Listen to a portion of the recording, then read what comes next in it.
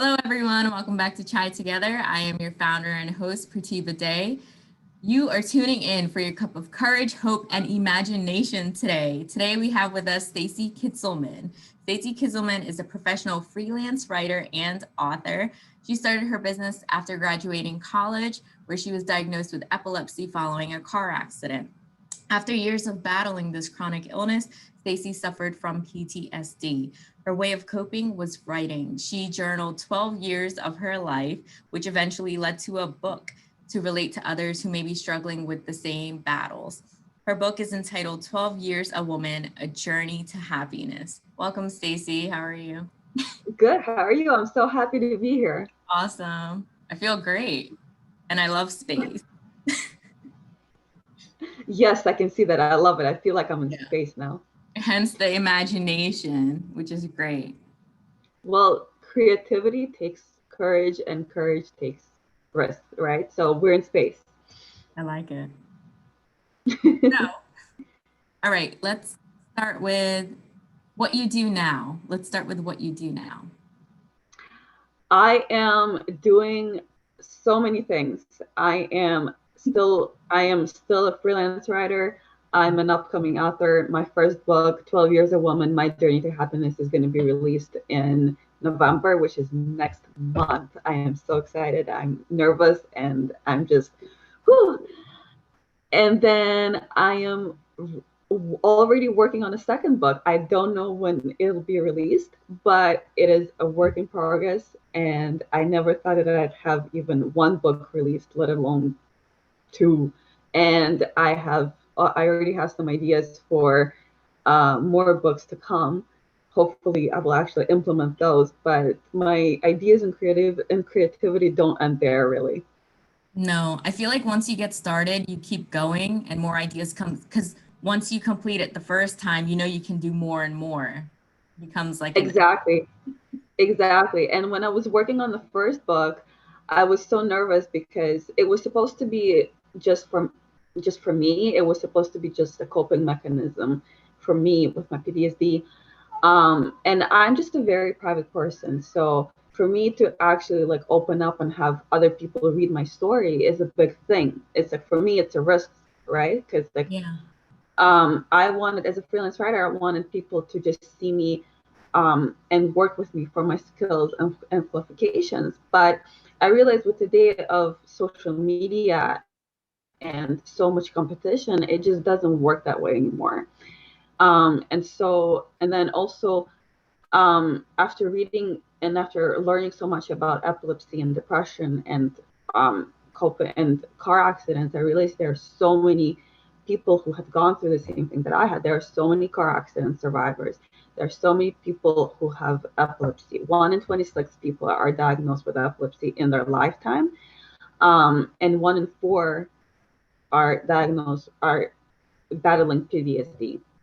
Before it used to be 1 in 10, then it was 1 in 5, and now it's 1 in 4.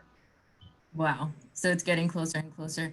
And also, car accidents are the number one way to pass away 30 and under. I learned that in school.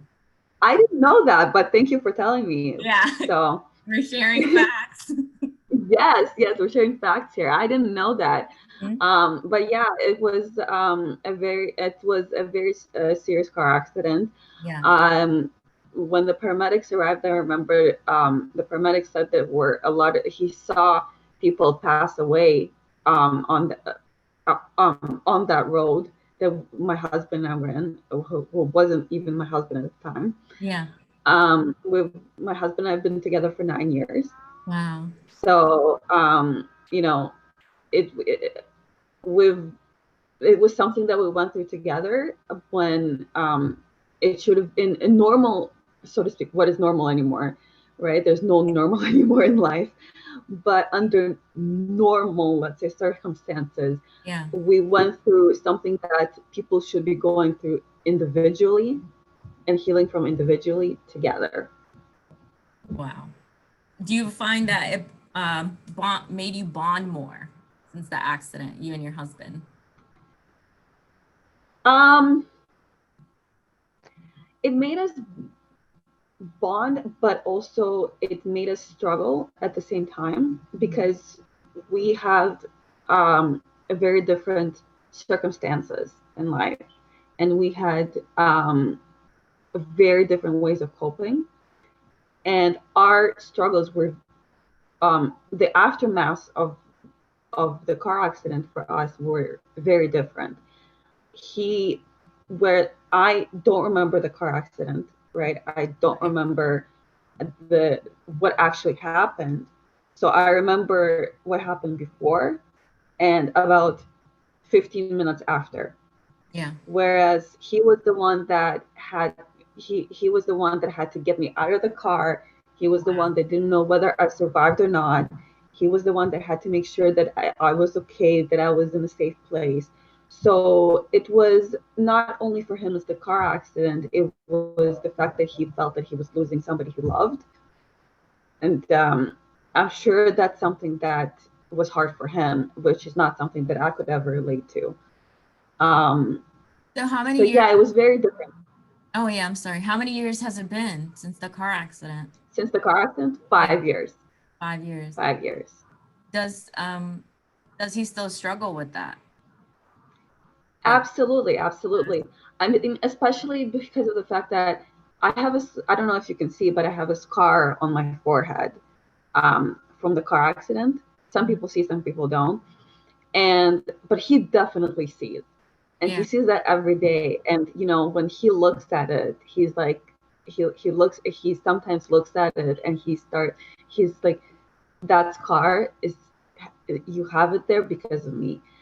And because, especially now that I have epilepsy due to the car accident, he has a very hard time because it's like sometimes he feels that he basically ruined my life. But at the same time, I feel differently because I feel like epilepsy is a beautiful thing. That's what I learned over the years. Epilepsy is a beautiful thing because when I have seizures, I've had different types of seizures. There are different types of seizures that are focal, there's grand mal, there's like probably, I heard 60 types of seizures. Wow. And I had very rough few years, but every time that he's seen me struggle, and now sometimes when I have seizures every few months, he struggles seeing me in that state because he feels responsible for it. Yeah. But at the same time, it's a beautiful thing because when I have seizures now, like I have seizures every few months, I feel like I have this whole new relationship with my body, right? Because because when you have seizures, your body is just basically telling you that something or someone in your life is not right, and something in your life needs to change, whether it's stress, whether it's the food you eat, whether it's somebody in your life that brings you stress. So in a way, it's almost like a way for me to listen to my body more and listen really carefully what it's telling me. That's fascinating that you're taking the positive from what, your husband and others may consider negative. Yeah, and that's really what my book is about. It's about, because it's about the behind the scenes of what had happened. Because when you listen to me, you listen to the end, it's like watching a movie. You see the end product, right? Yeah. But the behind the scenes are very different. The making of, it's very hard, right? So the book, it's my journey. It's about how I got to all the things that it's how I got to where I am now, really. So when is it that you discovered your first seizure? When was that? Oh, that's a whole other story. I also have cerebral palsy. Yeah. On top of it all, I also have cerebral palsy. I had my first seizure when I was 7 months old. And then my seizures were under control. Everything was great. I took medication for a couple of years. And my seizures were under control. Everything was great. 7 months. So do you feel that the car accident possibly triggered your seizures again if you had it as a baby? Oh, I know it triggered it. Yeah. Yes, I know it triggered it. So about a year after the car accident, I had my second seizure while I was on my way to a doctor's appointment. You were So driving. I want to know how, if you had one while driving, how dangerous that can be. I was going to drive. Yeah. I had plans to drive there, but I was too lazy. You And lazy. I made up something. Like I made up that I was sick, that I didn't feel well, I have a headache. So my husband drove me. He took a day off Oh, work, and he drove me to the appointment. And then suddenly on a highway, 11 a.m. I remember looking at the clock before I had the seizure, wow. and then all of a sudden I lose all control of my body. um, and we were driving on a highway. So my laziness, I always think that my laziness uh, saved my life, but not only my life, but also potentially another person's life or multiple people's lives. Who knows? Because there are many people who do suffer, who do have seizures while on the road. They Yeah. don't um, they don't survive, and they might kill other people. And I can't imagine that type of pain. I can't. It's very hindering. That makes me curious about how those people live their life, taking a train or a different form of transport. That's fascinating that you have to change your lifestyle. Yeah, and uh, in between, I didn't have after that. I didn't have a seizure for a year and a half. Wow. Anything. I was seizures for a year and a half. And I had the getting your license back is not easy. Let me tell you that. I mean, it's a whole process. It's not like, hey, you didn't have a seizure for so amount of times. There you go. Here's your driver license. No, it's not like that. It's a whole process. Wow. So I had permission to get my license again, but I was too scared. I was, because it's really hindering to know that you might have a seizure. Even if you don't have seizures for so long, it's still on your mind, Were right? you It's not like paranoid? there's no cure for it. Yeah. So it's always on your mind. And so by the time I had the courage to get my license again, I had another seizure. Wow. So you never know. You never know. Life kept throwing those challenges at you. So did you become paranoid? Oh, definitely, definitely.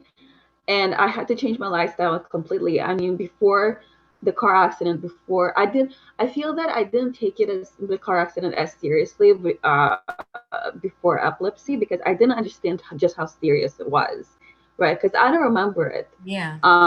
My husband does. I don't know what happened. So for me, before epilepsy, I was just like, okay, I was involved in a car accident, but who isn't, right? It's like, Yeah. what? All I had was like sleepless nights. Otherwise, I was just a 20 something year old woman, and I wanted to party. I wanted to be with my friends. I wanted to be a good girlfriend and then a wife. And then I wanted to work. I wanted to always go, go, go, go, go. Right. Yeah. Um, and then once I was diagnosed with epilepsy, I realized that um, lifestyle has to change. Epilepsy is all about lifestyle. It's all about the sleep. It's all about uh, going to bed early. I realized I couldn't do the same things as I used to before. Like I can't go clubbing, for instance. I can't go to concerts, for instance. It could be a seizure trigger, right? And my friendships changed. A lot of people didn't understand why I was the way that I became, and I had a hard time, and I felt that I had to really keep up with my lifestyle that I had before the car accident and before I was diagnosed with epilepsy. And that almost killed me, because I was trying to put up a show, and I was trying to keep up with other people who didn't really necessarily care about me in Yep. that way, right? And it was kind of like it wasn't kind of like a moment for me where I'm like, okay, I have to take care of myself. No, it took years and years for me to realize that, you know what? my life is at risk. My lifestyle is, I need to take care of myself first and foremost. I don't care what other people think. I don't care whether other people like it or not. My health and my life is more important than what others, than others' opinions or other people's noise. It's just other people's noises don't matter to me. And there were a lot of people who told me what to do. There are still other people who tell me what to do. But at the end of the day, I realized that it just doesn't matter. And I'd rather listen to my body rather than listen to anybody else. Yeah, because they haven't been through it. And I can hear your passion because I'm the same way. Like others' opinions don't matter. When you go through something so traumatic, it's just something comes over you, right? Yeah. I was going through it for years and years. That's why I'm so passionate about it, because when you go through it, you realize that, I mean, in general, your life in your 20s and your life in your 30s are completely different. These are completely different things, right? But because it happened in my 20s, and because it happened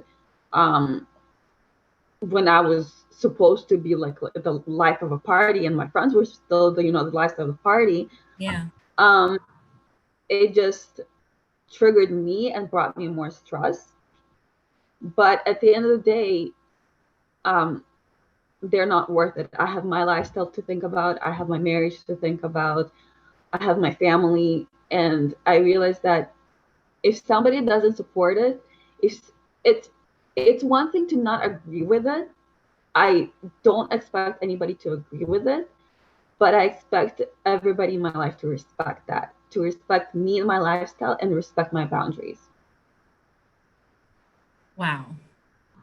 You're incredible. Yeah. I'm really enjoying listening to you. And I Thank can't you. wait to Thank read the you. book. I'm going to read the book. So I'm really excited.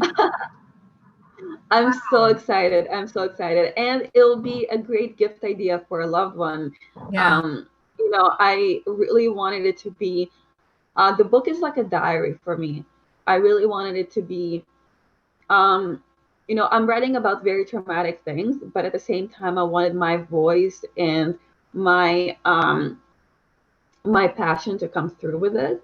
Yeah. So I read in first person in the book because I wanted it to be like a conversation, no matter how long it takes you to read it.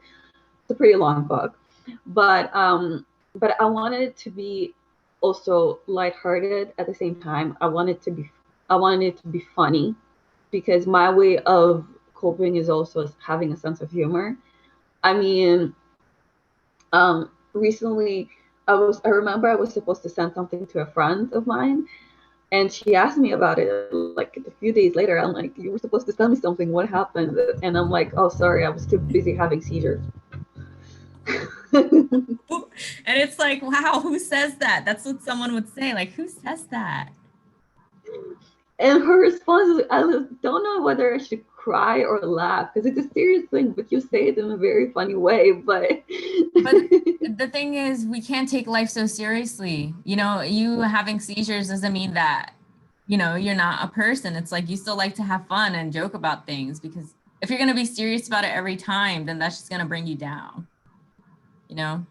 Exactly. Life at home is very hard already, and Yeah. I want to be fun with my friends. I want to have a sense of humor. Yeah. I know I'm different. I know that I might not be the same person as somebody else, but I still want to have that. I would still want to have fun. I still want to enjoy my life as much as possible. Um, and you know, that's just reality. That's my reality. Many people can't relate to it, Yeah. but I also want to show that life doesn't end because of car accident, um, epilepsy, depression. It can be. I mean, I feel that I got a second chance at life, really. So for me, it's extra special. So, yeah, that is how I would look at it too, because once again, like, you're being positive about your experience. One thing I do want to go back to is when you stated you don't go to concerts or any events that may trigger your seizure. So do you find that to be a thin line between fear and being careful? Both, Yeah. both. I feel that I know I when because I used to I went from having about 50 seizures a day to having seizures every few months. So that period of 4 years really taught me so much about my body, and it really taught me about my triggers and what I can and cannot handle. Yeah. Um, and it's different for everybody. I mean, you might meet, I mean, you're meeting me, right? And you're getting to know my triggers, but somebody else might have different triggers, right? So for me, it's like, it's loud music, it's flashing lights, it's deprivation. It could be what I eat and how much of what I, and how much I eat. Stress, different things, so many different things. Or it could be like, I say that I'm allergic to people You're funny. because there were literally times where um, I would be in a group, in surrounded by different people in a group setting, and I would have seizures just by the negative energy that they bring me. And that person, he doesn't even have to do anything or say anything, but just their presence is is sending signals to my brain. And I thought I was going insane, right? Because like, I mean, there are lots of, I mean, come on, we can't possibly like everybody in a group setting, right? But it's a real thing. It's like your body and mind are, it's like that negative energy is control, it's bringing you that signal to your body and your mind, and then your body and your mind are telling you that that person is not good to get to know. So it's actually a great thing. I say it's a great thing because as somebody with epilepsy, it's like, I don't have to waste my time on you if I have seizures just Oh, by your presence. So yeah, my mentor Les Brown, he says to if you wants to know if someone's good for you, when they walk into a room, how does your body feel? And if your body gets hot, that's not a good sign. So, and this is for everyone who doesn't believe in energy or spirituality, that energy is a real thing. Like this is proof, you're living proof of that. yeah, and I only learned it uh, by having epilepsy and learning so much about my body. And it taught me to really slow down and reflect, because when I was in my 20s before the car accident, I was just like, go, go, go, go, go. Like, I need to go to this Yeah. concert. I need to go to that concert. Um, I need to finish school. I need to do so much work. And Yeah. like for me, even when when I feel like the slightest signal in my brain, not even a seizure, but just the slightest signal in my brain, I'm thinking, okay, what do I need to do differently to not have these signals? What do I need to change in my life? Who do I need to who do I need to put a distance from and just block, or like however it is on Facebook, block out of my life for good, right? It's never official until it's on Facebook.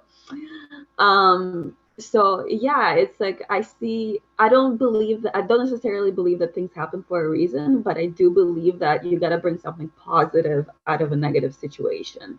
And that's what it was for me, really. And somebody asked me recently to come up with a quote, and the quote that I came up with was, "Surviving a seizure is a powerful thing." It is. And all of these Because, positive things came from it because when I'm hearing you speaking, you're sharing more positive than the negative. And the negative was really just having that occur, the accident occur. And then all these great things came from it. oh yeah, I mean, honestly, I am so grateful that I was involved in this car accident. Now, 5 years later, Yeah. I'm so grateful. I those few years after the car accident were very difficult. I just went from like, why me, right? I mean, I had all these plans for myself. I just, as a 20-something-year-old, right? I mean, you come up with plans in college, and then um, things happen, whether it's a car accident or something else. I mean, things always happen.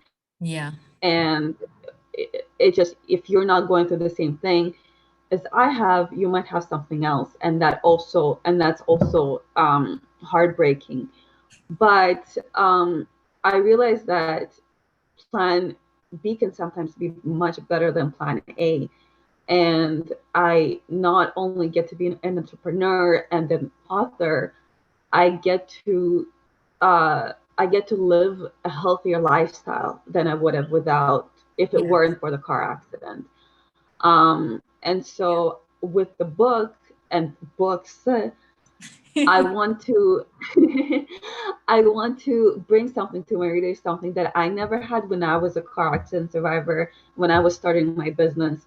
So because I feel that it's important to have somebody that you could relate to, whether if it's not a friend, that it's a book, Yes. it's a podcast, something that you're doing, it's a coach. I mean, I never thought that I would have been doing that. I would do something that I'm doing now. But hey, here I am. Yeah. A coach, you definitely need the support, because I have a coach as well. And my mentor, Les Brown, he says, when you say, why me, who would you wish it on? He says, whose emails do you want to provide? If not you, then who, right? Because things happen to all of us in life. It's what we take away from it. And I believe the universe really slowed you down, because who knows, you're partying and going, being so outgoing. Who knows if you'd be here today? Maybe this is, like a U-turn that saved you from what could have happened, that could have took your whole life. You never know what was next, right? Absolutely, absolutely. And for me, I felt that before with, I mean, and also I would have probably had the same friends as I did when I was in my 20s. And let's face it, friendships, they come and go.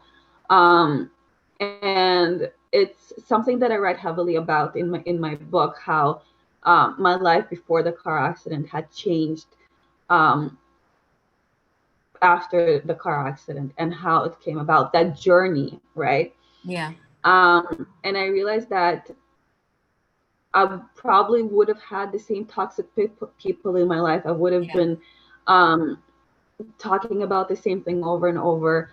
I learned through my experience with epilepsy, I learned about other people's experiences through epilepsy, because I realized that I was so ignorant about disabilities, even though I already have cerebral palsy.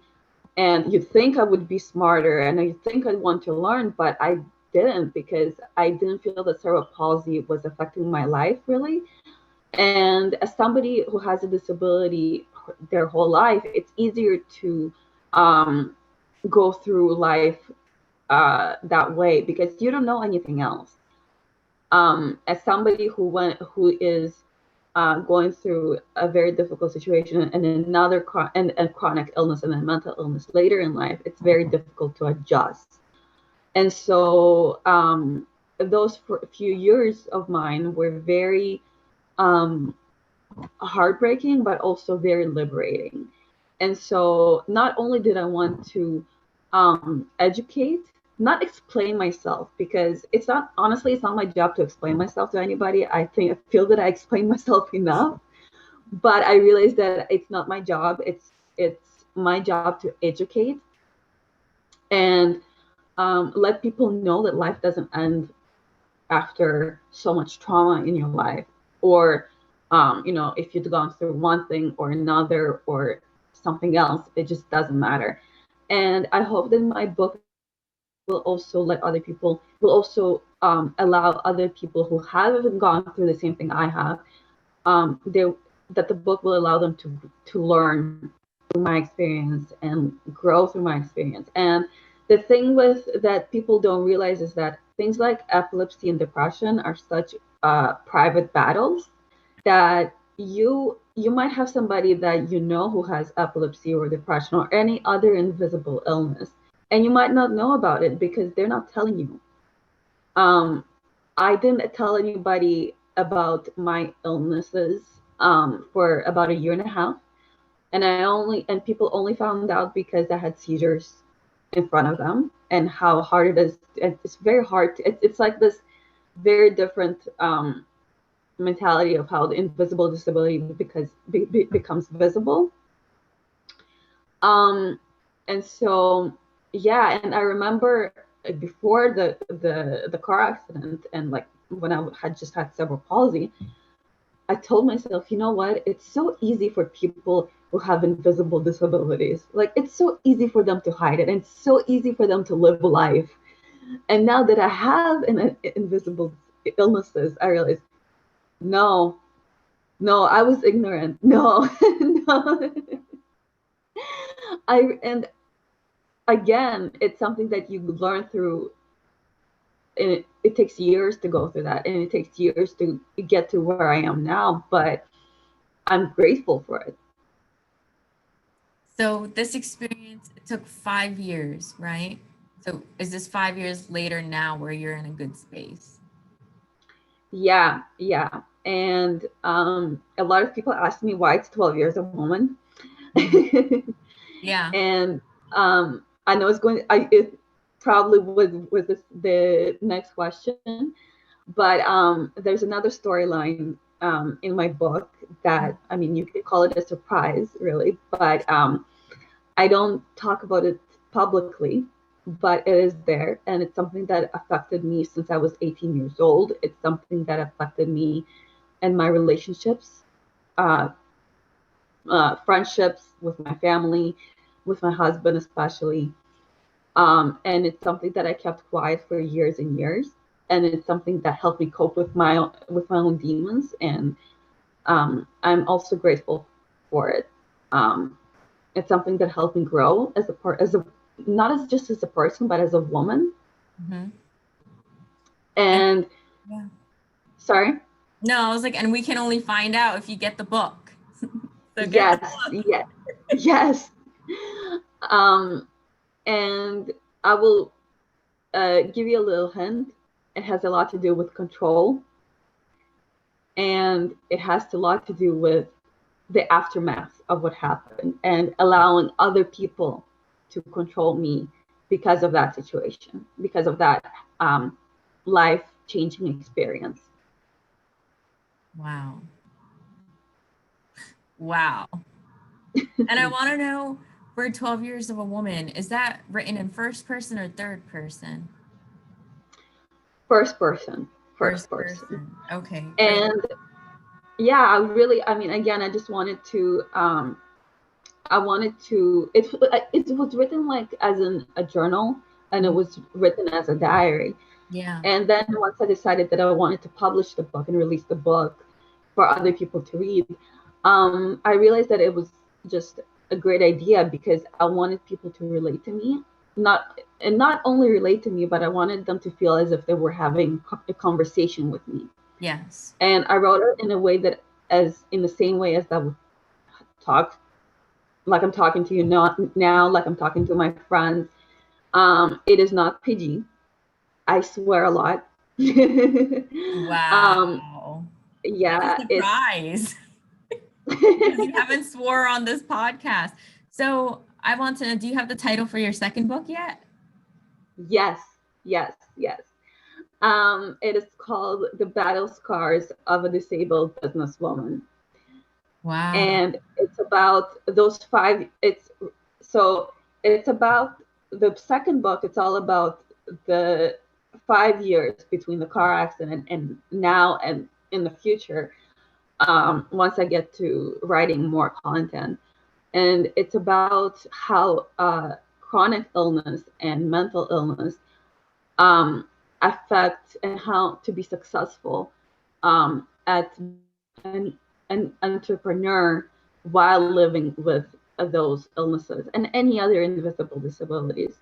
And what so many people don't realize is that a lot of women start their businesses because of their invisible disabilities.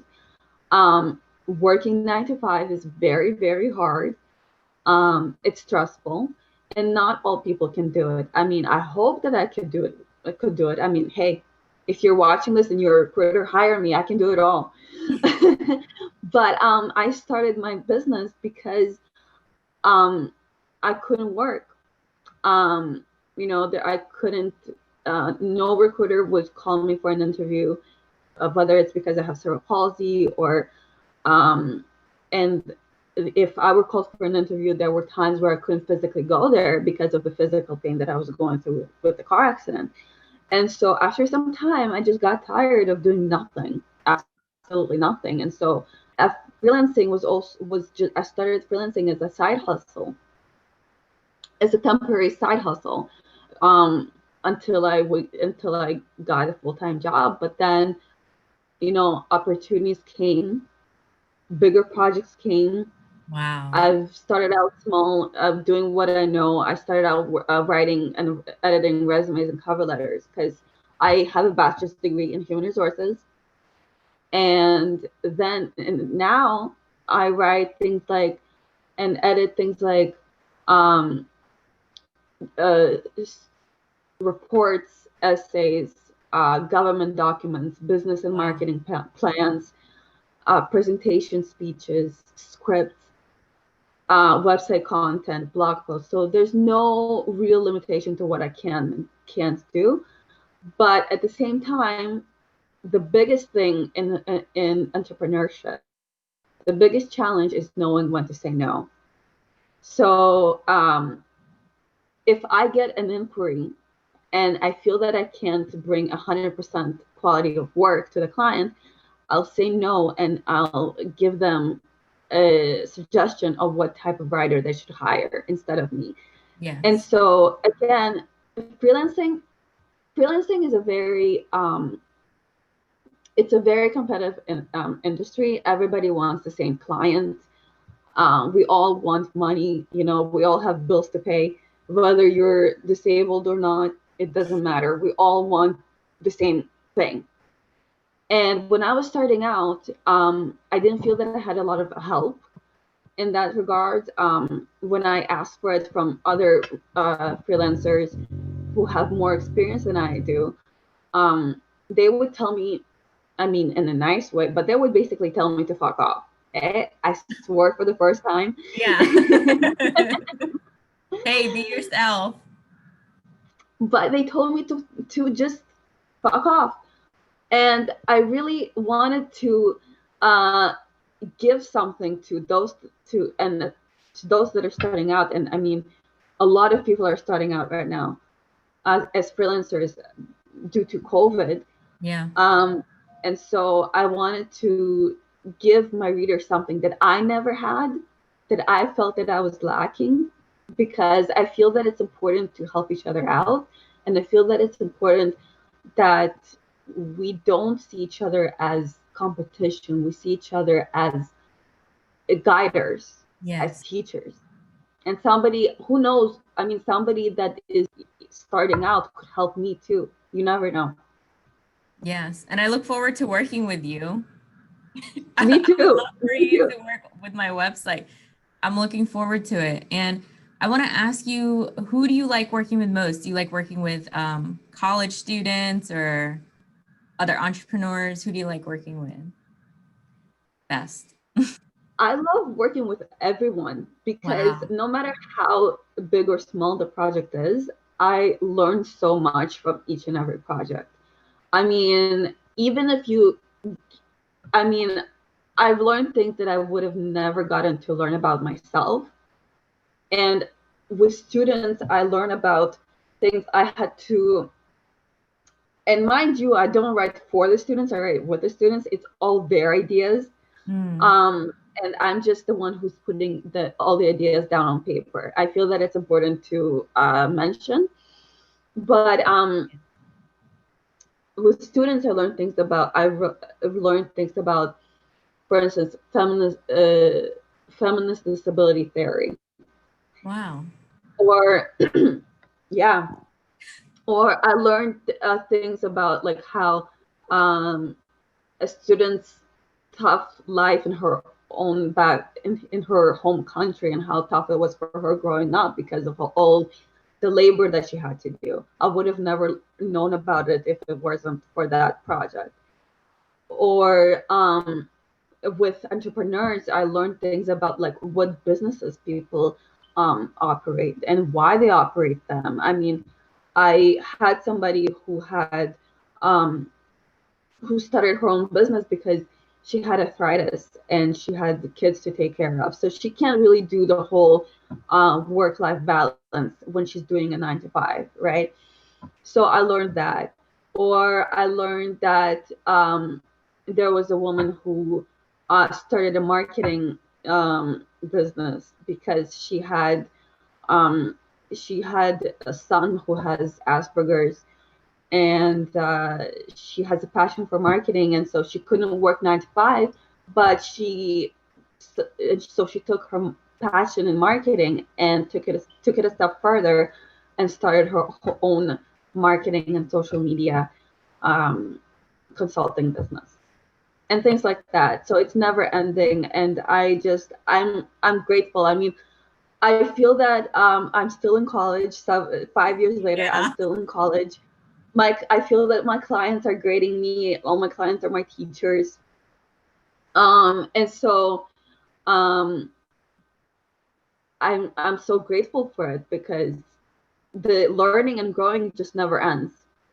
Yes. And in life, you got to learn and grow all the time, even though you're not in college. Even it doesn't matter what degree you have. You could have a master's degree, you could have a PhD degree. It doesn't matter. Life is all about learning. Yes. And necessarily having a degree doesn't mean that you're more educated than someone else either. Absolutely. Yeah. I met so many people who have master's degree, and I look at them and I'm like, how? How Like did you get it? how? And you're still very youthful. And I can also see you as a professor, or the fact that you are still in college. I can see that for you. It's your energy, your aura. It's funny that you mentioned that because I had one person tell me, "You're a teacher because Yeah. you teach people about all those things, about all the things that you're trying to educate people." And I never thought of that. My mom was a teacher, and both Wow. my grandmas were teachers. So maybe it's just something that I had in me, that teaching instinct, so Yeah. to speak. Even though I'm not, I'm not professionally a teacher, but I guess I'm learning as a freelancer.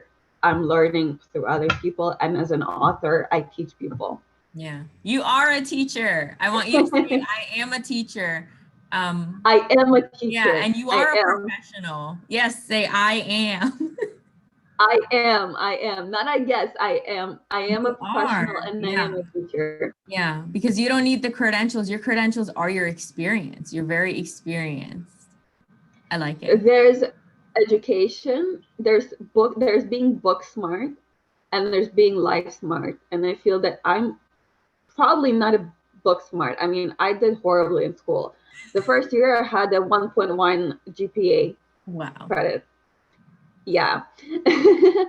And now I guess I'm teaching about life, and so many people lack that life skill.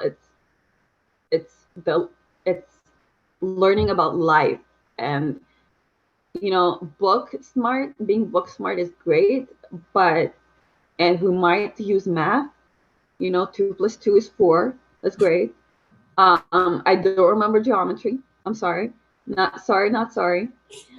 But at the end of the day, I learned so much about things like epilepsy and work-life balance and marriage, love, and so being a woman in general. And being a woman is hard as it is. Still, even though we're living in 2020, it's still hard. But being a disabled woman is even harder, but it's not impossible. It's not. And it might be even better. I really like that.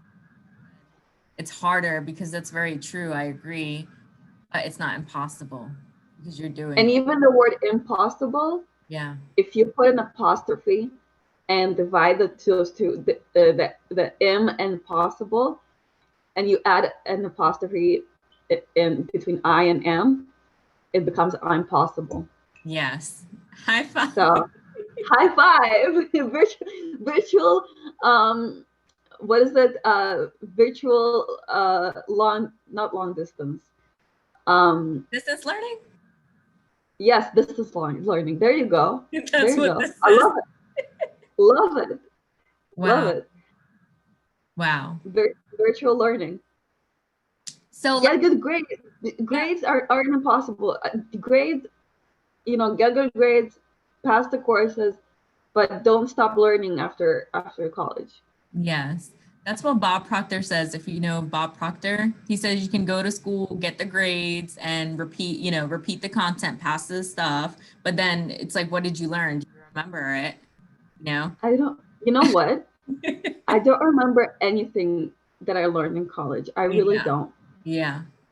Because it was, I mean, first of all, it was so long ago. It took me 7 years to graduate. Yeah. And, right. And those were great 7 years. Let's just say that. I learned a lot. I learned more about like the behind the scenes and what it took me to graduate rather than what I actually learned in the courses that I took. I had because in the first year I got a 1.1 GPA, so I had to switch it to the diploma program. And so when I went to my disability counselor, and and I was talking to her about my options, whether to go to another college to get a degree, not get a degree, or stay in that school to continue with the degree. And then she looked at my file and she's like, "You're not gonna be accepted to the degree program, to the bachelor's degree." And she based it on my marks, and she based it on the fact that I had cerebral palsy. And so that was it was a motivating factor for me to get better grade and get accepted to the bachelor's degree. And This if I'm grateful for that too, because if it wasn't for her, I probably wouldn't have gotten my degree in the first place. I wouldn't have been so motivated. You want to get your phone? No, it's fine. One thing I want to say, that's very common for teachers to judge, and the fact that taking your disability into account, saying you can't do something because of it. There's a woman named Jessica Cox, and she's a pilot. She flies with her foot because she doesn't have any arms. So there's nothing that people with disability can't do. And that's what I'm studying right now in school, communication with people with disabilities, because people tend to look. Really, that's cool. Yeah. And for my ethical communication class. And the thing is, being disabled doesn't mean that, you may always need extra help, or that you can lean on someone's chair or hold the door. It's people can do things for themselves unless they ask. You should just let it be. They want that control to themselves.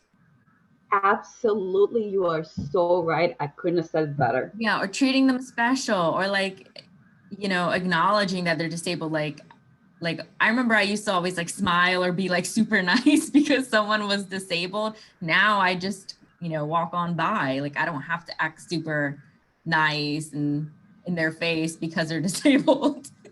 Yeah, you don't have to give special treatment. Yeah. Special treatment. So it is what it is. I'm not special because I have the disability. I'm not special because I have multiple disabilities. It's just what I've been. It just came to me, and it doesn't mean that I'm this special person who needs to be treated differently. And in fact, anybody who treats me differently, I'm not gonna talk to you. I don't give my time of day to anybody who treats me I differently, love because it. I'm a normal. I mean, again, what is normal anymore, right? But I am just the same as you. It just I have a different lifestyle, and that's okay. I mean, who doesn't have different lifestyles, right? Yeah. Let everyone know where they can find you and find your work. So I am on Facebook and Instagram. On Facebook, I am at Stacie Freelance Ninja. Wow. On Instagram, I am at Stacie Freelance. I love it. I love it. And I started freelance, and the Stacie Freelance Ninja is because, well, when I started out, people only saw me through the computer, right? Yeah. And that was before I started working on the book and everything else. And then now it doesn't really relate because I'm anything but a ninja. Because not only do people see me through my writing, and not only people get to know me through my skills and qualifications and what I'm able to do, but people also get to know my story. I'm here on video. I never thought I would do that. I am here talking to you, having a conversation with you by talking and opening my mouth. I never thought I'd ever do that when I was starting out. So there's a lot of things that I've done in those few years, and I want to share them through this book that's coming out in November and the next one. It's really an honor to have you on my channel and a part of the community. I'm so happy for you, and you make me really happy. Thank you. I'm glad I reached out. Thank you. I'm so glad. I'm glad you reached out to you too. Yes. To me, to you too. You can't reach out to yourself. I'm really glad you reached out to me too. It's something I learned, even though I'm a guest on your show. I learned so much about you as well, because you have like this very bubbly personality, and it's so early in the morning. Yeah. And I watched some of your videos, and you've been through a lot as well. So I feel like we have the same sort of way of coping with things. We're bubbly and we're happy because we know we've been through a lot, and we're grateful for all those hardships that we endured and continue to endure. Yes. Thank you for gracing Chai Together. Thank you for having me. I'm so happy. I'm so happy. I haven't had this much fun so early in the morning in a while. So thank you. Oh, I'm so happy to exist. Thank you to my parents. Take care.